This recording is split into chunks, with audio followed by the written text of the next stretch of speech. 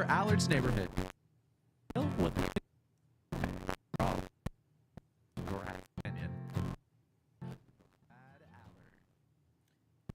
Hang on, everybody. We have a few technical things to work through. Are we coming through all right? Yeah. Okay, it was just that recording part. Mm-hmm. Well, anyway, you've heard it before, so no big deal.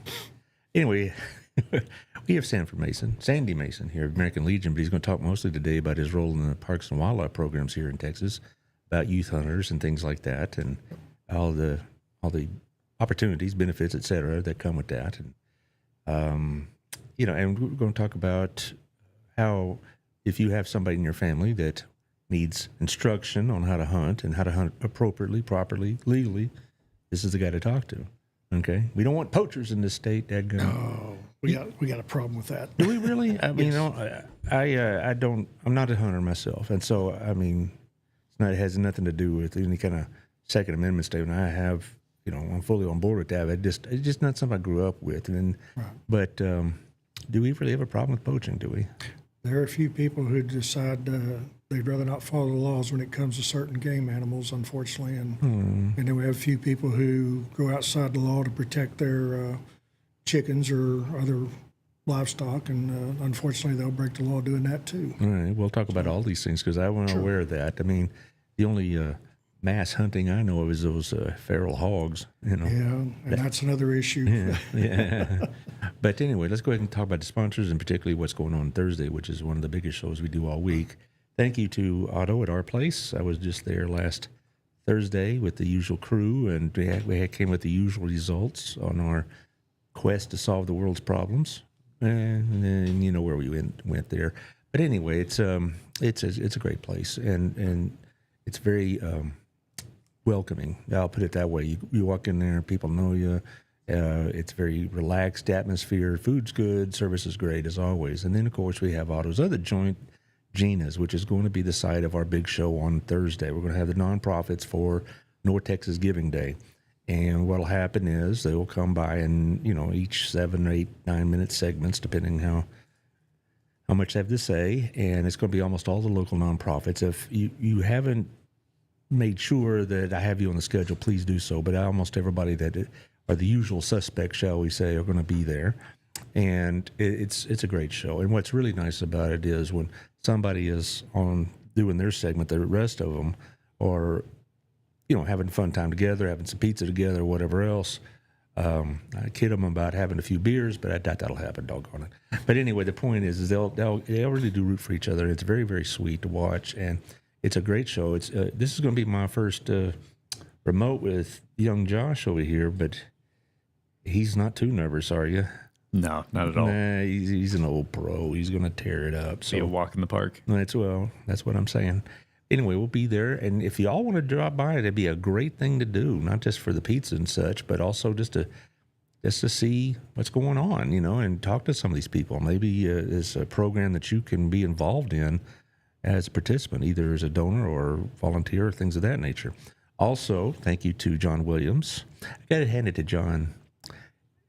I bet not 2 minutes passes by. I want to send him the monthly invoice for his sponsorship. Bam, he's right on time. And just like that, he's the same thing with his roof.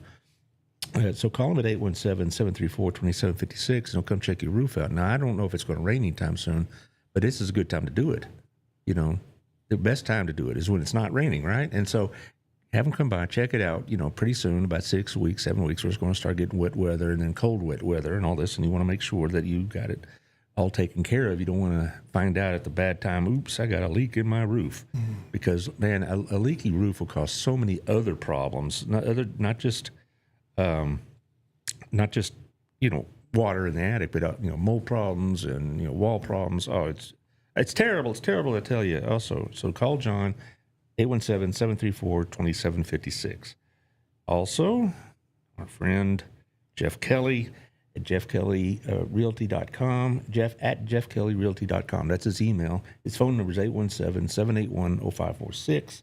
He's part of the Weathington Agency here in town, so you're getting local folks to know the local market, and so that's what you want to see. You want to have somebody that knows what's going on around here, and he's been on the show several times, and I'll get him again because things are changing in real estate, and you need to keep up with it if you're looking to buy or sell in this area. So thank you, Jeff. Again, 817-781-0546. And Tiffany Jane, she's right in the middle making this month's issue, or I guess next month's issue of Local Life magazine. But if you can't wait, look at locallifetx.com and check out what's going on.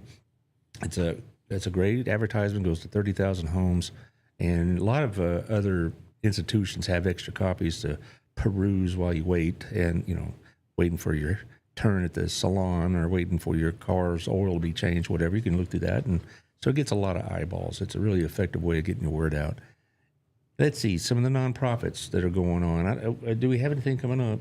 Go ahead and run through them real quick. Well, I got everybody's attention.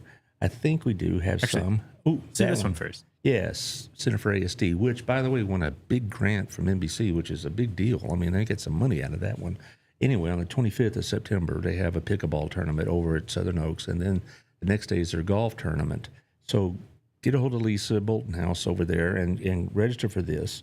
Sponsorships are still available. You can sponsor whole or whatnot. It's a great cause. The Center for ASD is a real blessing to this community, because not a lot of communities have these kind of services for autistic people and their families. So it's a really great program. So check out that.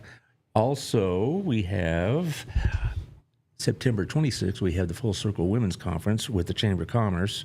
And so you be sure to register with that. There are QR codes here on the board, but you also just check out Chamber of Commerce, and they'll fill you in what you need and where to go. It's going to be a pathway on a Saturday morning through afternoon. Lunch is going to be there. We're going food trucks, etc. So we'll look for that. Also, a clay shoot for the Burleson Area Chamber of Commerce, October 10th, 8 a.m. to 2 p.m. Alpine Shooting Range, which is right off the highway. Y'all participate in this? I mean, I know you're in gun sports and such. I haven't. Okay, I don't know how to cook clay anyway, so I don't know. I don't know. But anyway, October 10th, 8 a.m. to 2 p.m. There's a QR code for that, so sign for that. Also, we have a pretty busy day on October 9th. Okay, the 9th is two things going on. That night, we have the Next Step Women's Center Gala over at the Doubletree Hotel. I get confused. It's that hotel in Alta Mesa that's changed so many different times that you could hardly figure out what it is. But I think it's been the Doubletree for now like 4 consecutive years. But anyway, it's a big deal. I walked in there last year dressed like I am now. I was well underdressed, so I'm going to have to wear at least a clean shirt this time. And so, but it's a big deal, and they have great speakers and all this, and they do great work. Next Step is one of our most prominent of the nonprofits, and so it's a great thing. And they'll be talking about this, I'm sure, on Thursday. And that morning, busy day that morning, we're going to have the Burleson Opportunity Fund breakfast over at First United Methodist. This money provides scholarships for BISD area students. They don't necessarily have to be BISD. They could be homeschool students as well and that kind of thing. And they'll get a year of Hill College and more if we can afford it. Depends on y'all, basically, guys. But it's a great thing. It's as a former Hill teacher, I could tell you numerous kids went to school on this Opportunity Fund. And I've had conversations with several parents over the years, and they actually get emotional about it because, this may have been the only way their kid could have gotten at least an associate's degree because they didn't have the wherewithal otherwise. So it's a great thing. And so, again, check out Burleson Opportunity Fund website, check out their Facebook page. There's no cost to attend, but there will be ask, obviously. Same thing with Next Step. There's no cost to attend, but they need to know if you're coming so they can make the appropriate amount of dinner. So, lots going on. This is a very busy time, and busy time for you. It's hunting season, right? Yes, sir. Getting that ready. Mm-hmm. And so, before we jump into Parks and Wildlife, just a couple words about American Legion, which you obviously are very much a part of. Is Yes, there sir. anything that we need to know what's going on with them? American Legion, we're still trying to help our local veterans as much as possible. We have a new commander now, Charles Keelam, and Charles is a wonderful man. He has been with us for many years, and he's been around Burleson quite a while and involved in other projects here. So he's well well versed and taken up. We also have Donald Bridget, who has returned to the area. He was one of the gentlemen responsible for establishing the Texas Veterans Commission years ago. He's back with the American Legion in Burleson. He's been out of state for a while. And Don's coming back, and he'll be able to help us with service items as well. So, several things there. We had Madeline Hickey. She was our state sporter champion for the air rifle team that the American Legion sponsors through junior shooting sports. And Wesley Smirk, one of the ROTC cadets, he was accepted and got to attend Boys State at UT this summer. So hats off to him. He's working on being accepted to the Air Force Academy as well. So got quite a few things there. And then Boys State's a big deal. It was a big deal when I was in high school. Yeah, it's it's one of those few things where people look at congressmen and senators. Are you an Eagle Scout? Or you've been to Boys State or Girl State? So those are it's really nice we could do that. We got September 27th. Be involved down at Bryan, Texas, with junior shooting sports on the state level. We're having a state invitational to have the teams from around the Texas come in and do an invitational shoot there at Bryan Post 159. And then we have Veterans Day celebration here in Burleson. It's going to be Saturday, November the 8th. I believe that's at 10 a.m. down at Veterans Park. That's a big deal. Yeah, it's going to be really nice this year. And then we have Christmas dinner in December, second Thursday of December with the Legion. So, yeah, that's about it to wound up the year. Well, as you know, my father recently passed, and his funeral was a couple of weeks ago today. And he had the flag there, the trifold flag and all this, and had his military pictures there. And I didn't really know a lot about his military background because it wasn't like because of some sort of PTSD issue. He just didn't talk. That was my dad. He wasn't, Right. He wasn't one to talk about stuff like that.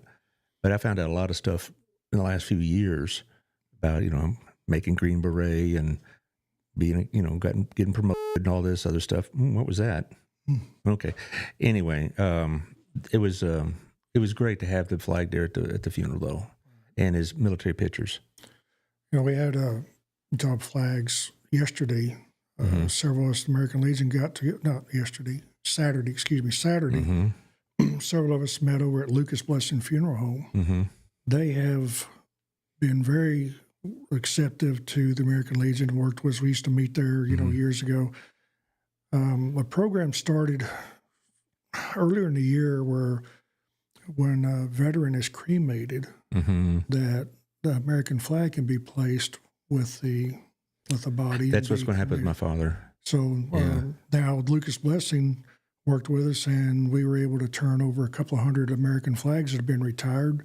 So they'll be using those for their services for veterans that are going to be done. So that's great. Yeah, it's really great that they worked with us on that. Well, my father will be buried at the National Cemetery over in Dallas. Right. And I have an old friend that's buried over there. And let's see, he was 19 years ago when he passed. Old timers from the BISD world would know John Mitchell, who was a Marine and served in Vietnam and whatnot. But it's a great funeral site, and it's burial site rather, and it's right next to where I teach at DBU. So anytime I want to go see my dad, I just turn right instead of left. 5 minutes, I'm there. Yep. And my mom will be buried there eventually. Hopefully not anytime soon, but it's a great thing. Yeah, that's where my parents are at. It's a wonderful place. We had to talk my dad into it a little bit because he said, "Well, I didn't serve under fire, but his service was Berlin Wall." I mean, not that he was in Germany, but it changed his plans dramatically because he was going to marry my mom at a certain time, and they had to hurry it up because he was going to be deployed several months earlier than they'd planned. And then he was on the plane waiting on the tarmac, waiting to drop into Cuba during the Cuban Missile Crisis. I mean, literally sitting on the plane, waiting had the engines running, and as soon as they got the word, it would take off and jump. I mean, that's a consciousness-raising experience, I bet, sitting there wondering, what's going to happen. Right. But that was his brush with military fame, I guess, if you will. He said the reason that Khrushchev backed off is that Castro called him and said, "Hey, Leon Allard's on that plane. We don't want to mess with him, so let's call this off."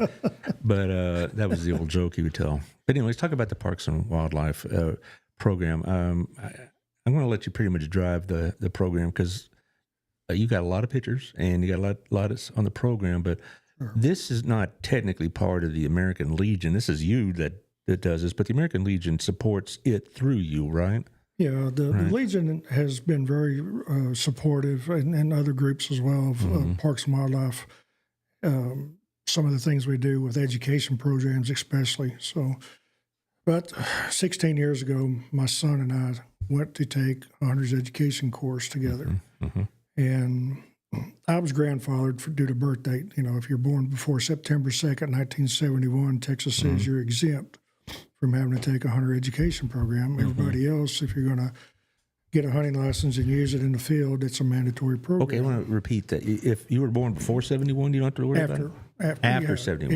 If you're born after it's mandatory that you have the program. If you're but so I'm born in 62, I don't need so this? You're exempt. Right. But I don't know much about hunting. And it's not. I would not. It's a great class to teach for basics for any age. And it's funny you mentioned that. We get several grandparents or older people who attend the class, especially if they're going out of state to hunt, where it's a mandatory that you have it, and they'll be like, "Man, I didn't think of that," or "That's new," you know. So there's a lot of opportunities for any age to come and attend one of the classes. But you would recommend anybody who wants to be even a semi-serious hunter about it, they need this class. Yes, sir. I mean, even if I'm exempt, I'm not a hunter. I didn't grow up with it. Most of the men in my family, their sport was fishing, right? Right. So that's what we did, like with my grandfather and I, and that kind of thing.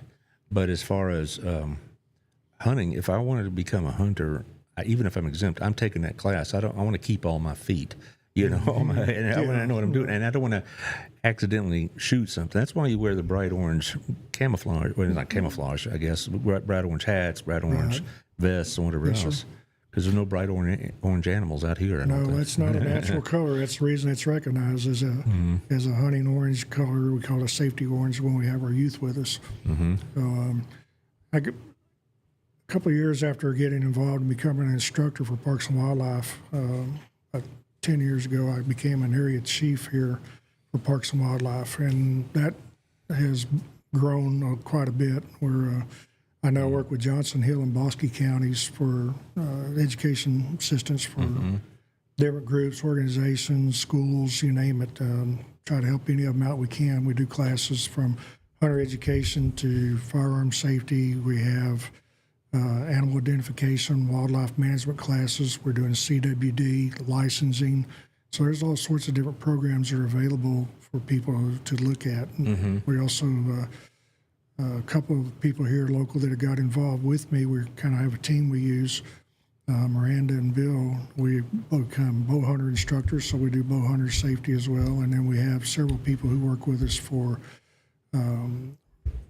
water safety, for boater education, fishing programs and stuff as well. So there's quite a lot going on that people can get into, and free classes and a few others. And for the hunting side, of course, hunter education is our priority, but mentor hunts for over 18. And stuff like some of that. these. So yeah, this is Good picture. If you've seen this on YouTube, great. On the radio, we'll try to describe it to you because this will be on community radio tonight and tomorrow. Right. So this picture is a group of youth hunters who was with us at a ranch in Palo Pinto County. The ranch is on both sides of the Brazos River, and the owners and the ranch manager are just wonderful people to work with, and they let us come in and bring these kids in. All these youth in this picture are first-time hunters from February of this year, and we had a 100% success rate between whitetail deer and aoudad that these were able to harvest, and it's just amazing. And one of the things is this picture holding that hunter education banner up is we've gone from the classroom to the field and be able to practice that and be safe with it, because these kids not only have their parents, grandparents, as you see pictured with them, but we also put a guide with them. You know, you used an interesting term, harvest. Yes, sir. I mean, it's not like it's not indiscriminate. It's not just going out there and start firing away. There's a purpose to it as well, because a lot of people don't understand that overpopulation by deer is not a humane situation. No, it's not. And there are regions that are plagued by overpopulation of deer. We have ranches that participate in MLD and LAMPS programs that they can harvest deer, and that's just how a lot of these kids are able to do this. Is these ranchers spend a year monitoring their deer population, their feral hog populations. Oh, that's a other different animals. conversation. That's a different deal. Yeah, we can talk some of that in a minute. But this really works out two ways, because safety and education is foremost. Being able to take these kids out, they go through education programs while they're out. They have a good time. We get to go hunt with them, and we feed them. It's just amazing, the program that we work with on this part of it. But also, if they get the opportunity to harvest, now we go from classroom to field to table. The table, that's a big deal, because when you say harvest, it implies very strongly that there's a end purpose to it, not just a population control of the deer, but also it is a food source. It's not shot and left in the field or some gross. Just like this right here. Yeah. This young man, his grandfather lives in Joshua, and his dad, and that's his dad. His grandfather and great grandfather live in Joshua, and that's his dad with him. But the first animal he's ever been able to harvest is an all-dad ewe, female all-dad sheep there, and they were able to process that animal and make sausage and steaks out of it, and it's just been wonderful. And he's got a great story to tell the rest of his life. Is this particular species here, is it also in need of population control? Because I know the deer are, but I don't see this as often as I live out in the country, and I see deer occasionally. All that are not a native species. They were brought into Texas. They're considered a feral species as well, and some of the ranches like this one, they want those ewes hunted and let the youth and the college mentor hunts. But it has horns. How is it a ewe? It's the female has. It's just like some cattle. Cows have horns. The females can do that in certain species. Okay. Okay. And so it's that ewe is similar to a feral hog then, in a sense. Is it predatory? No, they're not predatory, but they will damage fences, and they will get in where other wildlife are at, or if you have sheep and goats, they'll get in there and headbutt with them and challenge them and stuff, and that's not what people need to see either. Well, I wouldn't think the sheep were not predatory in the same sense as the hogs, because hogs eat anything. But I was thinking more like damage into agriculture, damaging to. They'll go into a cornfield or a wheat field just like hogs and tear it up, and they're horrible on fences that are up. So. All right. And then this is a same location, Palo Pinto. Friday night, we were able to bring in a white-tailed deer, and this is a class on making sausage. These young kids got to grind their own sausage, and we ate breakfast for 2 days off of it. So, well, I don't think I've ever had sheep sausage. Well, this is venison, but venison. Okay. Well, okay. We've done that too. So, well, any difference in taste from the traditional sausage one gets at the store? No, you add different spices to it, and you can't tell the difference. I've had unspiced sausage, pork, and no, thank you. I like it. Some spices. Yeah, ground pork is just that. It's just ground pork. Sausage is you can flavor them how you want. So. Yeah, and so it's not a real hard process, is it? Oh no. Yeah, not at all. I've had venison sausage before, and if they hadn't have told me it was venison sausage, I probably would have just said this is just another brand, or what I'm normally eating. And so, but I guess there was some difference in taste, but I didn't really. Some people talk about maybe the texture's a little different, but it depends on how it's ground and if you had beef fat or pork fat or whatever to it. So there's different things that can be done. Do you have to have special equipment for this, don't you? Basically, a tabletop grinder like in that picture there, and you can make them right at home. I do. I process mine at home and make my own sausage. How about that? Yeah. And what else we got here? No, we sent several pictures. Yeah, you did. Yes. Happy young lady. Yeah, this young lady here is. She's got a nice scope on that thing. Oh, yeah. That scope will see you in the next county. This was in Goldthwaite, Texas, with a youth hunt. And this Miranda Baker, one of our instructors as well, and she's a guide for our hunting program. And then this young lady and her dad are involved with Joshua Academy.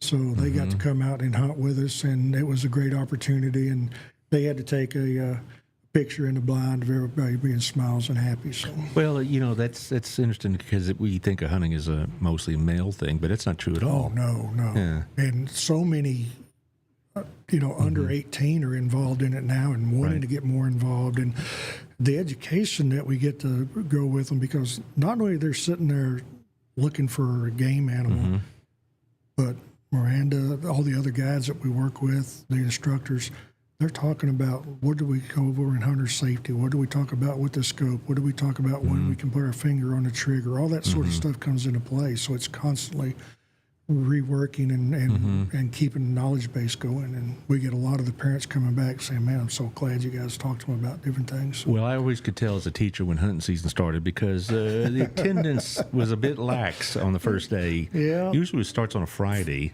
It's first Saturday for rifle season, but that Friday everybody's getting prepped and Right, going out. Yeah. right. And so I'm like, well, I could tell it's hunting season around here in Burleson. And it wasn't just the guys, and no. and some of the young ladies that come back bring pictures, and like there's some girls that were barely 5 foot tall and they took down a buck or something like that. Like, wow. Oh, yeah, it's wonderful. Yeah, but that's a good thing. And like I said, my wife is more familiar with guns, but her experience with hunting was pretty limited. Right. But my father-in-law did some hunting, so it wasn't like a new experience, or anything. And he has some land in North Carolina, and the deer come on, and every now and then he has to kind of thin the herd. Right. And because if they go kind of left alone, they could take over.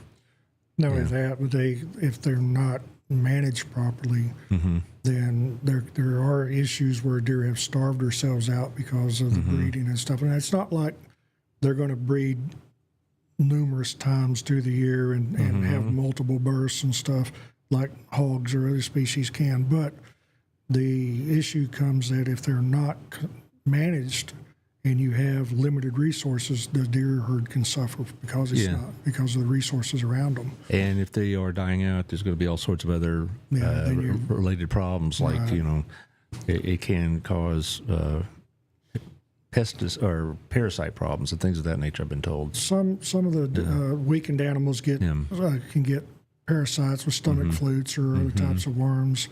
One of our big concerns right now in Texas is chronic waste disease. That has been around for a while. Unfortunately, it's getting worse, and that is it's a fatal disease in the deer and the elk.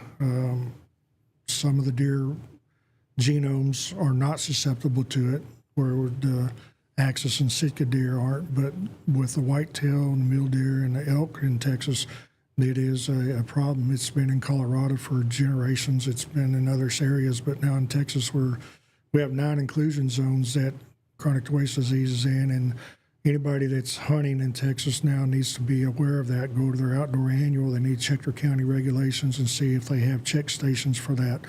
Well, let's say that you shot one of these deer with this chronic waste disease. You process it and ate it. Would that be a problem for you? So right now, all of the studies that have been done through University of Montana, through Texas A&M, through Texas Animal Health Commission with state of Colorado, there has been no human transfer from any of this, and some people have come back saying, yeah, we did have one. What Texas is doing, we have check stations set up. People like myself are able to, when you harvest a deer that comes from an area that's in a zone or suspected from a zone, we have a way that we collect certain parts of the animal to the spinal column and lymph nodes, and those are sent to Texas Animal Health Commission down by Texas A&M, and they'll turn around and they'll bring it in. So there were several things that have changed in the last couple of years. So if you're in a zone, you process an animal where you take the quarters off, you scan it, you do everything in camp, you leave the body there. It's be buried on site, left in those ranches and stuff. So there's some rule changes that have come out people need to be aware of as well. But once we have a test done at a test station and you get the results back, it's up to you then. You can discard it if you want, or... How long does that take? Right now, we can do a 5-day turnaround. Okay, so what do you do with the carcass for about 5 days? I mean, a lot of them are kept in cold cold storage at That's what processors. I was getting at, Yeah, because so I mean, I can't like- just imagine you just leaving it out there on the table for 5 days. So No. And if if I harvest an animal, I'll take it home and I'll go ahead and chill it and go through the process, and where I have animal quartered out and in storage, getting ready for that. So, but I'm fortunate where I'm hunting at, and animals are exposed to. I don't have the risk associated with CWD right now, but we do have zones that have that, and people need to be aware of them. And you can find that information through Texas Parks and Wildlife website or through the Outdoor Annual that we have available. Now, if I'm out there in the woods and I see a deer, would I know just looking at that deer or that elk that it has this disease? Yes, sir. Late in stage. The animal will be very skinny. They'll actually be what they call tripoding, where their legs are spread out, their head hangs down low. Vehicles, people, hunting dogs, whatever, will come by them, and they're not even phased by it. The chronic waste disease, what it is a prion, which is a protein. It enters into the deer's neurological system and up to the base of the spine and the base of the skull. And once it gets into the spinal column, it starts basically causing deterioration of the dendrite in the brain. And the animal can no longer function. They get to the point where they can't eat, they don't drink, some people have described it as a zombie deer, but it is just the animal is no longer viable. It'd probably be humane just to put it down. Yes, sir. But then in a hunting situation, now you've harvested an animal, and if you're on a hunting area, especially if you were on a public area, now that animal needs to be tagged, and we notify biologists or game warden what's going on with the animal. So there's some steps to be taken like that as well. Well, okay, what else you got here, Josh? We got some more. Good night. Look at that. Yeah, this is Bass Pro Shop, Fort Worth. Bill Andrew over to the left, and Don Lawson over here with me, and myself, and then my little buddy right there on the table. That's Charlie. There's a story behind him, but yeah. This is an information table, and what we did is we were up there, and then Miranda was with us. She took the picture. Unfortunately, she didn't get in, but we had skins and skulls, which the difference. Raccoons and skunks and all the different pelts, beaver pelts and stuff that are there for the kids to see. We had some giveaway and information for parents about Parks and Wildlife, safe shooting rules. We have handouts for Texas parks, state parks, and other events that are going on. So it's just a good day for us to come up. That was their fall kickoff just a few weeks ago. Kind of diverge here for a minute. When you go hunting yourself, do you spend the whole day in a deer blind, or do you like to be out and mobile? For me, it depends on the location. And I say that to the point that if it's me, myself hunting, I like to be out very early in the morning, spend up till about 10 o'clock in the deer blind. And then it's come back in, grab a bite to eat, relax for a little bit. If I need to do something around the camp, get that taken care of. And then by 2 o'clock, I want to be back out and hunt till, sunset. So, well, spending all day in a deer blind, you must have a lot of time to ponder life's mysteries out there. I get some good thoughts. I do a little reading.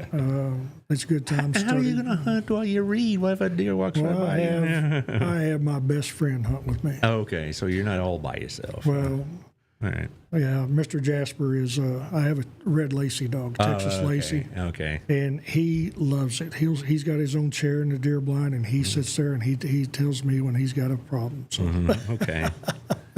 Okay, what else you got, Josh? All right. More. What is a bunch? And yes. So this is actually Tarleton University. And there's predominantly young ladies. Yes, it is. These are this year's graduate students. They are all going to Texas Ag Life or other programs, and they're all good Tarleton students who are going to FFA program, 4-H programs, Texas Ag Extension, and so forth. They're going to be a lot of them are in student teaching right now. But there's 35 of these students right there that are all going to be hunter ed instructors or ag extension instructors coming up. So how about that? Yeah, we had a great turnout. All 35 of them graduated, passed their test, did everything, and It's fun. This test, is it a state test? Yes, sir. Okay, so Yeah. it's not like your test, it's a state test. Yeah, there's two different tests you take. You take a test for hunter's education, or you take a test to be an instructor. So there are protocols and standards you have to pass to do either or. Well, here's another thing. As a neophyte hunter, I say, I'm going to get into hunting. What are the requirements the state of Texas places upon me before I could just go out there and sit in a deer blind? I mean, I know it's not quite that easy. Given Like I your said, age, I'm but- ground zero. Yeah, and- for ground zero to come out, what we're going to tell you is, first and foremost, let's take a hunter education course so course. you understand the basic safety and rules and regulations that are required around just basic hunting. which I would do regardless Right. if I were exempt or not. And then firearm safety, we teach, part of the program is firearm safety, but one of the things we tell everybody and encourage you, if you're going to purchase a firearm, whether you're a first-time owner or you have several in your collection, you always take the time to familiarize yourself and read the owner's manual with that so you'll have an understanding of it, where the safety's at, how you would load and unload, how you would put the safety on and off, how you would make sure when you're working the action, all the things that go, how to load the proper ammunition, how you identify the proper ammunition for that, and what rules and regulations there are. Are you limited to 3 shots? Are you limited to still shot only on waterfowl? Things that go on with that. So there's quite a bit that we go into those programs with, and then from there, if we have a youth hunter that's wanting to get into it, we would suggest the Texas Youth Hunters Program. If we have a 18 and over, then we have mentor hunts, especially for college students. Become an Outdoor Woman. Become an Outdoor Woman program has women of all ages go out and do group events, from hunting to fishing to just outdoor camping or cooking on Dutch ovens or anything like that. So there's all sorts of events and stuff we have to go to.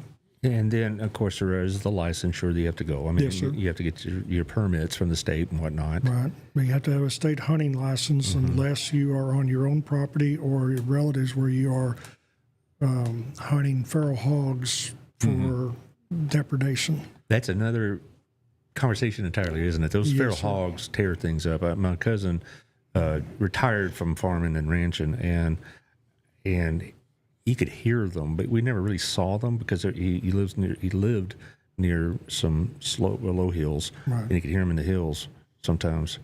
But every farmer rancher in that county had themselves a pretty decent sized shotgun with them, because all you're going to do with a handgun is annoy them. In a lot of conditions, yes, you're right. You better get them right on square. But I mean, those things could be dangerous. I mean, they're Yeah, we've very had aggressive. people injured. We've had dogs killed. We have a report of a female small frame adult that has been killed recently over in the Cisco area, I believe it was. So they're unfortunate. Those animals are, when they get to 200 or 300 pounds, they're rough. they're And the no food and control. the sausage, if you will, the meat's useless, from what I've been told. Again, You got how this- the animal's processed Yeah. makes a big deal, but the size of the animal as well. So a lot of people are wanting a 60 to 120 pound animal because that is fresh meat, that's high protein, that's there's no taste to it. It's just it's very well received and makes a pretty good barbecues. Okay, I'll take your word for it, but I don't think that my cousin and his colleagues were shooting it for food. They were shooting it because they were tearing up things. I have several landowners that I work with that we do night hunts on feral hogs. We've been trapping hogs, and they are a nuisance. And let's just give you a quick example here about what goes on with a feral hog in the state of Texas or any other state. They are a depredating animal. They are going to tear up fences, agricultural property, hay pastures that can cause the injury to livestock. They can get into barns or other structures and stuff and go through feed or stores and stuff and just tear them up. They'll get into a water source and they'll roll in it and they'll muddy it up. And now if you have a parasite issue, stagnated water and stuff, now it's mixed up even more. Now you're limited in what your livestock can go in water to or other wildlife. So they can knock holes into dammed up areas where they're trying to get into some moving water to wash ticks and stuff off. Makes a big mess. people who have fruit trees or orchards, Christmas tree farms. Hogs get in there and they go to rolling around on them, trying to get that cake mugged up. So they're protecting fleas and ticks on their body, but in the process, they're knocking bark off or actually pushing trees over it if they're small enough. So there's another area of damage. If we look at 2022, Texas said we had $3 billion in agricultural disease, of damage, okay? That's not all that's all not due to hogs, but we have issues that we have agricultural loss of a big reporting number.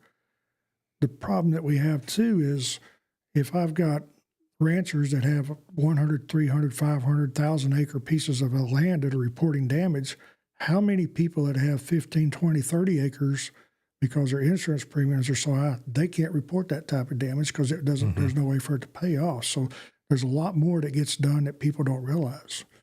When you talked about management with the deer, for example.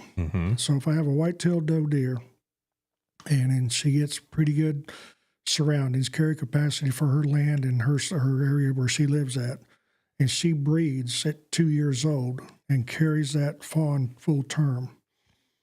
So now she's going to be basically 3 years old and she has her first fawn.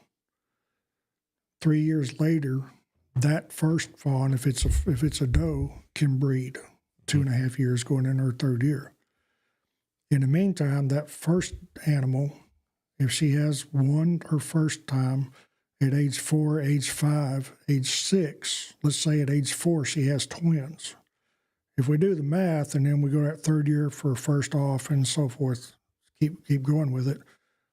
If we're lucky and we don't have varmint, we don't have hunting pressure, we don't have disease, anything else, that one doe can produce in a 4-year breeding cycle 8 deer, if we're lucky. Right. So now if you have 6 does times 8, so that's 32 deer in a 4-year period if we're lucky. Right. Feral hog is born 8 in a litter, and if we say 4 are females and they survive 4 males and they cut loose, that one female she breeds has 4 within 6 months. Being 6 of that, she can be bred 3 months carrying. So at 9 months, she's having her first litter. Those are turned out, and then those 4 at 6 months start breeding. Mom's already rebred 30 days after her delivery. So at 10 months, she's already rebred and carrying piglets again. Those other 4, at the end of their 6 months, 6 to 7 months, they're bred, and in 3 months, so now a year's gone. Now we got 4 times 4 if we do math and we keep going. But that's fishbone line 1. Those 4 go into another category, and then they're offset. And by the whole time that's doing, we're still on line 1, still developing pigs, and there's no 4-year cycle. They can go until they're no longer viable to breed, so years can go by. If I go by the math on a 50% harvest and do all that, at the end of a 4-year cycle and all the requirements go through, and we say we use a 20% fatality rate in that, we're going to have 1,870 pigs.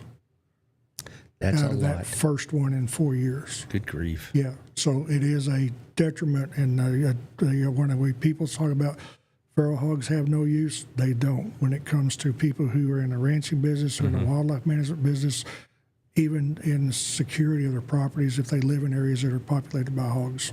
Well, I mean, it's not like there's a market for this, at all. Some, but it's very limited. There are people who will take them and process them. There are some groups that are in the San Antonio area who've taken them and donate them to the homeless or donate them to shelters and stuff like that. There have been a few people who trapped hogs and released them for sport hunting. But when they find out the numbers and you don't take them all out, and all of a sudden those populations get away from her, they get on other people's properties and stuff. So it's just not. Well, I don't consider feral hogs a sport. That's a not anymore. It's kind of like a survival thing, of your property and whatnot, and for your agriculture. And I will harvest 1 or 2, depending on the size, when it gets cold, December, January, whatever, and I'll use those for food for me and my family. Other than that, when I have landowners that say I need to get rid of them, and we're going after 30, 40 of them at a time, we're night hunting them, or we're trying to trap them, we're trying to net them. It's not going to stop. Yeah. We have to get 78% of a population to control one area at a time. Well, I remember a few years ago there was a big uproar about using helicopters to hunt these things and whatnot. And I thought these people that are operating on what they think is humanitarian basis, kind of a protect the animals kind of thing. That's something that I don't think they were well informed on, because this is a danger. Okay, and those things can attack people. Yes. I don't know if reading about any fatalities, but they're not shy about attacking people either. This isn't like protecting some some endangered species by any means. This is one of the least endangered there is. So, okay, what else you got here, Josh? Sure.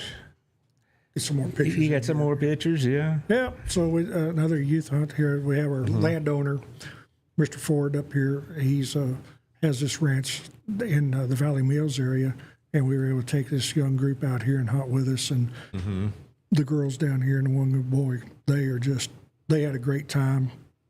Our guides with us stayed over, and we had a wonderful time. So it's so much fun. Yeah, it is, and it's a great experience. You see on the banner here where we have our Texas Youth Hunters program. Yeah.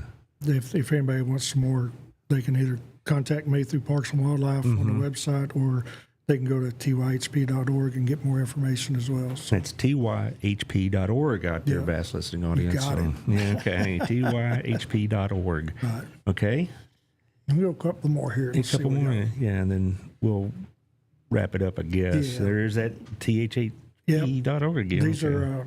This was a mother's daughter's hunt. I really am surprised just how many women you have in this. Oh, yeah. I mean, I know women hunt, like I mentioned, my wife and all that, but it seems like they're really taken to it. 12 and 13-year-old girls right here, and they got to go with their mothers. Dad's got to stay home, and we had a wonderful time. The only problem is Mom's kept trying to bring cookies and desserts and get in my kitchen, and I'm like, y'all go relax. Y'all, we're doing the work for you. All right.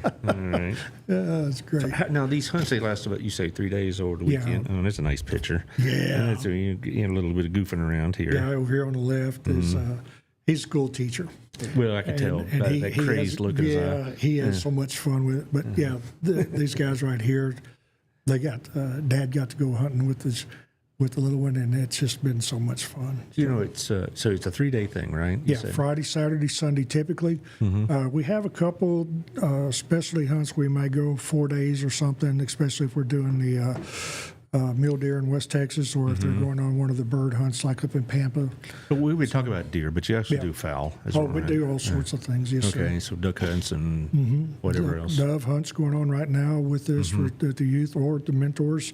There are, of course, the exotic hunts that we get to go to on different times of the year. I was going to ask you about that, about exotic hunts. I mean, I know that I've been reading, I certainly don't have experience with it, but I've been reading about how some of these bigger ranches will import animals that aren't native to Texas for hunting purposes. Yeah, nilgai, black buck antelope. There's some other species that are out that they do that with. The Gims buck, but several of them, especially in Central Texas, we have gotten where the black buck antelope have gotten away, or Sika deer, Coues deer. They have gotten away from those penned up areas, those fenced areas, and they're starting to go. I actually just read an article right before Labor Day about warthogs in South Texas. So they brought in warthogs, and unfortunately fences don't keep them in, and now they're off breeding. Well, and also some of the animals were like not native even to North America. Right. And I thought, well, that's a rich man's sport right there. Be hunting like gazelle from Africa or something like that. And I thought, stick with the deer. We got enough here. There's pros and cons, Brad, to either side of it. One of the things you stop and think is the landowner, if they can generate income they've got some options there. And if they have the land and the things to do it, okay, do that. But Parks and Wildlife has control over that because there's permits, there's import fees, there's a lot of things that have to be gone through. And of course, Texas Animal Health Commission gets involved in that as well. So it's just not like you're going to go out and buy a bunch of different animals and bring them in and turn them loose somewhere. That would be one of the worst things to do because you have legal implications that happen real Sure. And, I just figured, well, we got enough native species that could use some culling. So there you go. And so I have one more picture let's go on. and one more, and then we'll wrap out, Sure. give us a nice summary of what's going on in the world with the hunting. Okay. And What I told you we did field to table, this is a picture of it. This was a harvest that was made by one of the youth. They're in the process of breaking that animal down to put in coolers, and then a portion of that animal was also used in one of the meals that we did, where we did a chili. So they did that. But you see how we're set up. We have the gentleman right here is he's a Texas A&M graduate, and I'm sorry. hey, he's a great wildlife manager. The gentleman in the back over here that's helping out is a biologist as well. And what they're doing is they're showing these kids step by step. We got dads, we get grandparents, we get people who go with these kids. They've never seen this done. They have no idea how you would process this, how you would get it to the table, how you would handle it safely to get to your family to eat. So, again, this is part of the education that goes with that event.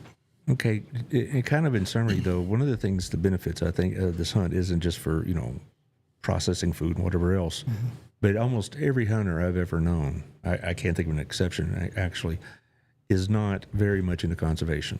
And I think these hunting programs deepen the appreciation for these young people have for the environment. Right. A lot of people, think it's kind of an oxymoron, but they don't want to understand anything about hunting because it's like farmers. I know that they're into conservation for the most part. Right. Maybe a couple of rogues out there, but most of them appreciate the value of conservation. And same thing with these hunters. Right. Every hunter that I associate with, I know, I've grown up with, whatever, they are selective. They're conservationists in their own way. And remember, selective hunting is our best form of conservation in the state because we have to abide by rules and regulations that allow us to only harvest certain times of the year in certain games. So it's not a free-for-all by any means. And I guess the point I'm trying to make is you take these young people, you teach them about all of this, and they come away not just with skills that may be handy, if they want to go hunting for, recreation in the future, but also they understand the value of the environment. Right. And they probably have a deeper appreciation and a deeper concern about spoilage of the environment, things of that nature. Most do. And the other part right there, there's generations there. They are starting their traditions as well of hunting and enjoying the outdoors. Well, we're about at the end, so why don't you sum up what we need to know about this program? If anybody's interested in one of the programs that we offer, Texas Parks and Wildlife has a website that's available that anybody can go to. If you need to contact me for questions, please go to Texas Parks and Wildlife website, search Area Chiefs. And my contact information, phone number, everything's listed there. It's available for anybody, anytime to look up and get a hold of me. That's the best way to do it. The Texas Youth Hunting Program, tyhp.org. You can go on there and look up for us. And then we also this is your website right here, right? yeah, there's Texas Youth Hunting Program, and He's there's all also, over. Josh has got it going on. I'm back telling there. you, he's doing great. And then of course different programs that are out there, not only for hunting and fishing, but for outdoors, for the state parks, you name it. We have so much things going on, and licensing is a big thing right now because all the new hunting licenses are in combination licenses are on sale. So disabled veterans at 50% or more get a free hunting license in the state of Texas. So there's a lot going on, a lot of things out there. Yeah. Well, I appreciate what you do. I appreciate not just this, obviously, but also your work with the American Legion with veterans. It's a busy time of year for you, isn't it? Oh, yeah. Between this and your veterans obligations, but also this is hunting season, right? Yeah, I have 4 Saturdays between now and the first weekend of February off. Everything else is booked with programs for either youth or veterans. Well, it'll keep you out of the pool hall at least. Yeah. Keep you out of trouble. Yeah. Throw up at the community radio there, bud.